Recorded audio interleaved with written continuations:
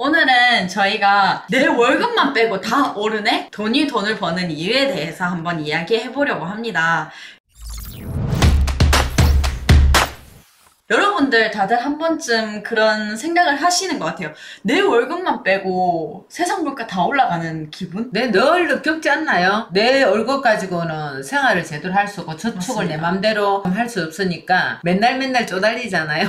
저도 월급 생활을 제법 많이 했었거든요. 근데 월급은 맨날 왜 그리 턱없이 부족해? 옛날이나 지금이나 턱없이 부족한 것 같아요. 근데 그 전에보다는 돈 수임세가 진짜 장난 아니에요. 그래서 지금 이제 뭐 2015년에부터 시작해가지고 공공요금이 별로 오르지를 않았거든요. 그렇군요. 그러다 보니까 지금 택시 요금, 뭐 버스 요금 한꺼번에 오르고 있죠. 전부 다 지금 오른다고 지금 난리 굿이죠. 제가 제일 놀랐던 게 뭐냐면 서울 같은 경우에는 야간 택시 요금이 4,600원부터 시작한다고 합니다.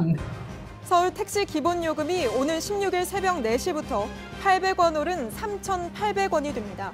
자정부터 새벽 4시까지 적용되는 심야요금도 1,000원이 올라서 4,600원부터 시작됩니다.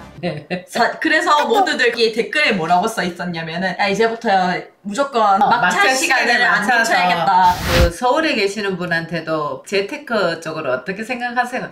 거의 열강을 할 수밖에 없는 이유가 1년 만에 전세금이 1억이 오르고 1년 만에 1억 5천을 전세금을 올려버리니까 1년 동안 1억을 벌어내야 되는데 문제는 저희 같은 일반인들이 어떻게 1년에 1억이 뚝딱 하고 만들어져서 거기에 있겠어요. 그게 너무 힘든 게 사실이다 보니까 그런 거 보면 또 이게 임금 격차라는 게 어디서 발생을 하냐면 실제로 이게 자료 조사를 해본 결과 1분위, 2분위, 3분위, 4분위, 5분위로 나뉘는데요. 중상층, 하층민, 중상, 상류층 뭐 이렇게 나눠져 있는 걸 얘기하는데 1분위부터 4분위까지는 아무리 일을 열심히 해도 시간이 흘러도 여전히 월급이 오려지지 않습니다. 오히려 떨어진 데도 있죠. 5분위 같은 상류층 같은 경우에는 시간이 가면 갈수록 돈은 기하급수적으로 오릅니다. 그래서 상류층 같은 경우에는 자기 월급이 20%가 인상되는 반면에 최하민층은 같은 경우에는 8%가 오히려 다운이 되는 경우도 있다고 하네요.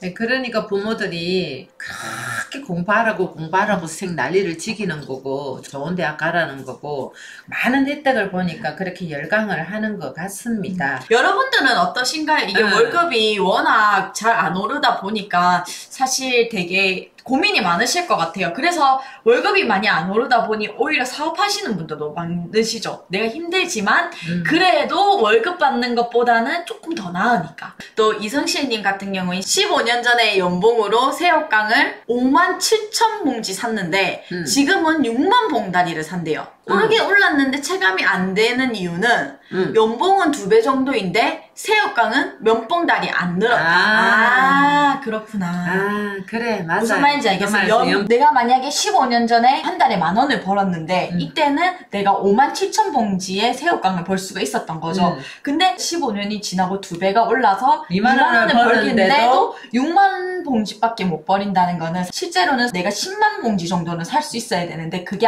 전혀 못 미치니까 물가 상승이 된다는 얘기신 것 같아요. 와, 되게 이야기를 잘 풀어내시네요. 진짜 너무너무 잘 풀어내시네요. 진짜 저도 놀랍습니다. 그러면 이 춘희 아줌마도 월급 110만 원 받아가면서 직장인 생활을 했는데 110만 원을 2년 동안 정말 안 쓰고 안 먹고 써서 1,800만 원 정도 모아가지고 그때 처음 산 땅이 36평 정도? 그렇게까지 이제 재테크를 하려고 한 게 재테크 그 당시에는 하려고 생각을 안 했습니다. 제 젊었을 때는 부동산을 만나기 전까지는 그냥 열심히 장사 잘해가지고 돈 열심히 모아가지고 그냥 집 하나만 있으면 모든 게 다 해결된다고 생각들이었는데 좀 기술을 갖고 있다 보니 먹고 살 수 있는 거는 문제가 없다고 생각했는데 만국 그것도 내 착각이었고 여기서 오니까 내 같은 사람이 수두룩뻑뻑한 거예요. 특별히 재테크할 생각 없고 그냥 배 안 고프면 되지. 공부 대학까지 시키면 되지. 그게 내가 의무다. 이렇게 생각하는 사람들이 수두룩뻑뻑한 거예요.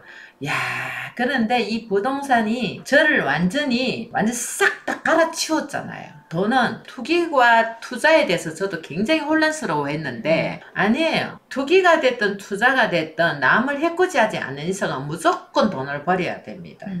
163만 원, 165만 원 일종을 유라에 옛날에 분양했을 때 그거를 70평씩 이렇게 나누어져 있어가지고 분양하는데 배가 아파 죽겠더라고요. 그러면서 맨날 내 머리 내가 쥐밟고 있잖아. 니 뭐했노 싶은 생각이 들고 있잖아요. 이제 돈이 눈에 보이니까 내가 가지고 있는 투자금이 없잖아요. 섭섭하더라고요. 그런데 그거를 악착같이 그냥 하니까 1년에 한 돈 1,000만 원은 그랬더니 모아지더라고요. 어느새 내가 저 큰 돈을 모아가지고 땅을 사겠노 싶은 생각이 들기도 했는데 부동산에는 분명히 소액 투자를 할 수 있고 부동산을 하니까 내가 200평짜리 땅에 짧게 낑기 가지고 들어갈 수 있는 그런 기회도 생기더라고요. 그래서 200평 하시는 고객님 옆에 제가 이렇게 돈이 있는데 저도 같이 여기 조금 들어가서 돈이 오르면 오른 만큼 그만큼 3배든 2배든 저한테 주시면 안 됩니까? 이렇게 하면서 땅을 사기 시작을 했거든요. 그 땅들이 지금 빠랑빠랑 지금 크고 있습니다. 그리고 여기 이성씨 님이 그분 정말 착한 사장님이시네요. 지분을 주시다니 얘기하시는데요. 맞습니다. 두 사람은 아는 지인이에요. 저한테는 고객인데 두 사람은 82평씩 하고 선생님은 돈이 제가 없으시니까 돈이 이것만큼인데 이만큼 살 수 있다고 얘기를 하니까 그러면 그렇게 합시다 그래서 같이 한 거네요. 지금도 잘 좋은 관계를 지내면서 너무 서로 다 행복해 합니다. 그리고